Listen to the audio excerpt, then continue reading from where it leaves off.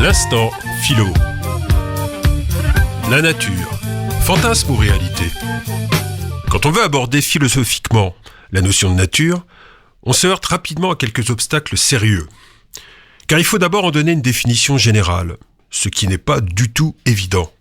Et au demeurant, quand on a réussi à le faire, on s'aperçoit rapidement que ça ne suffit pas. En effet, diverses représentations de la nature se glissent subrepticement dans nos pensées et se disputent la préséance. Si on veut vraiment tâcher d'y voir clair, il s'avère alors indispensable d'examiner de façon critique ces représentations souvent imaginaires qui nous influencent beaucoup plus qu'on ne le pense. À tel point d'ailleurs qu'on peut même finir par se demander si la notion de nature correspondrait vraiment à une réalité tout à fait identifiable. La nature ne serait-elle pas finalement une sorte de concept fourre-tout dans lequel bien des fantasmes de l'humanité ont trouvé refuge?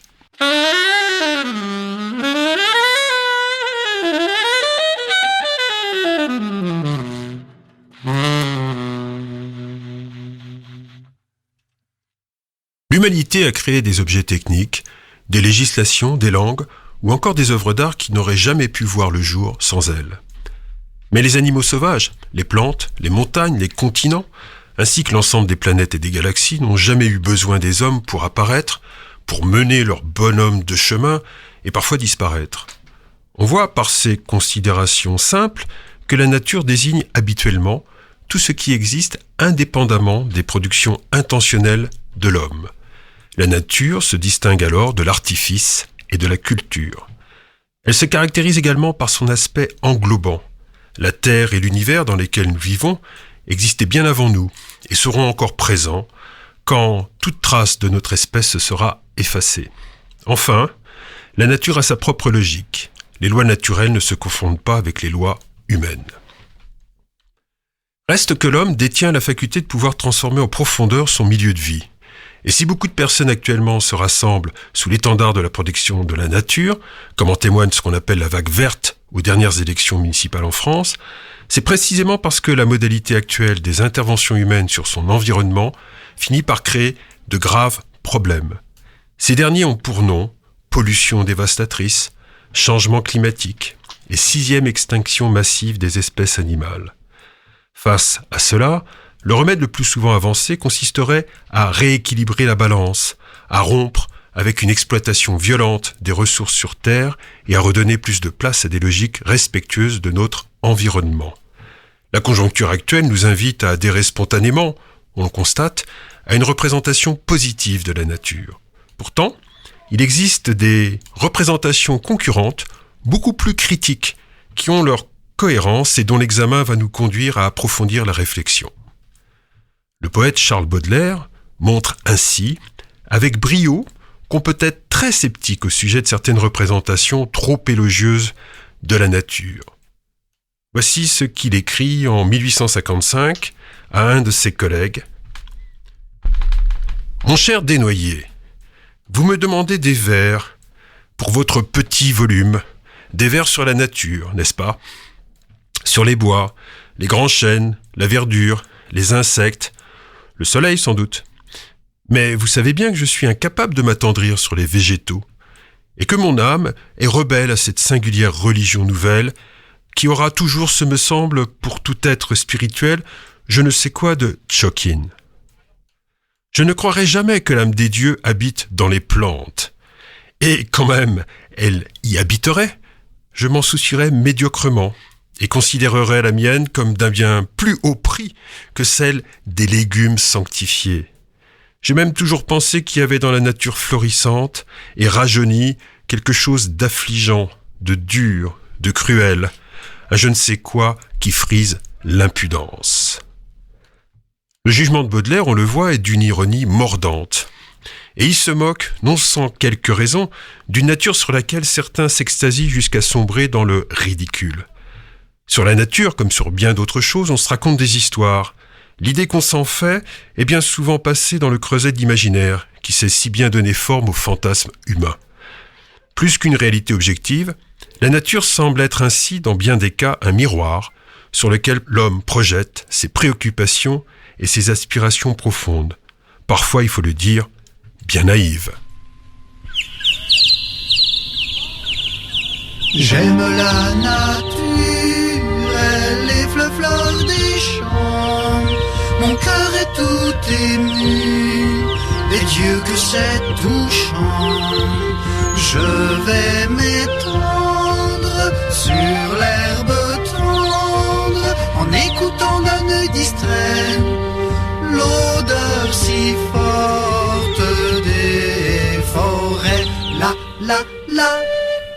l'odeur si forte des forêts.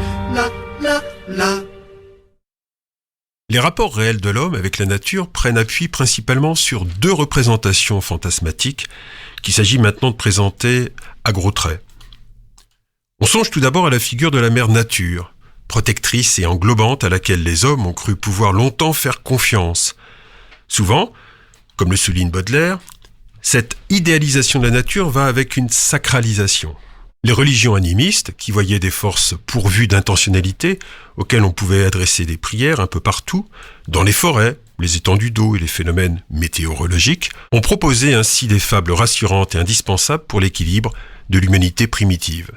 Cette dernière est restée en effet très longtemps bien impuissante face aux phénomènes naturels les plus inquiétants, tant qu'une connaissance suffisante des lois de la physique et une maîtrise technique n'étaient pas acquises. Quand la rationalité, la science et les technologies se sont développées, la vision animiste de la nature a été progressivement repoussée comme pure fabulation et superstition. On le voit dans l'Antiquité, chez Épicure, et chez bien des penseurs présocratiques et des philosophes qui rejettent en chœur l'idée d'une nature pourvue de pouvoirs extraordinaires. Il est vrai toutefois que ces penseurs continuent de penser globalement que la nature reste un bon guide en morale. C'est bien plus tard, en gros au XVIIe siècle, que la science moderne va rompre définitivement avec toute représentation encore méliorative et imposer le modèle d'une nature nettoyée de toute trace des idées de l'âge pré-scientifique. Descartes écrit ainsi dans Le Monde, ou Traité de la Lumière, « Sachez donc, premièrement, que par nature, je n'entends point quelque déesse ou quelque puissance imaginaire, mais que je me sers de ce mot pour désigner la matière même. » Descartes réduit ainsi la nature à cette matière inerte que la physique et la mécanique permettent de parfaitement appréhender et que l'humanité, grâce à la technique, peut modeler selon son bon plaisir. Grâce à la science moderne, les hommes pourront devenir, selon Descartes, comme maîtres et possesseurs de la nature. La suite lui a donné en grande partie raison. Mais en désirant rompre de façon légitime avec une vision pré-scientifique qui attribue trop de pouvoir à la nature, on est tombé dans une conception pauvre, dévitalisée, simplement mécanique de la nature qui devient une sorte de pâte à modeler dans les mains froides et puissantes d'une technique. Et très vite, d'un système économique qui vont tous les deux devenir de vraies menaces pour la plupart des vivants sur Terre.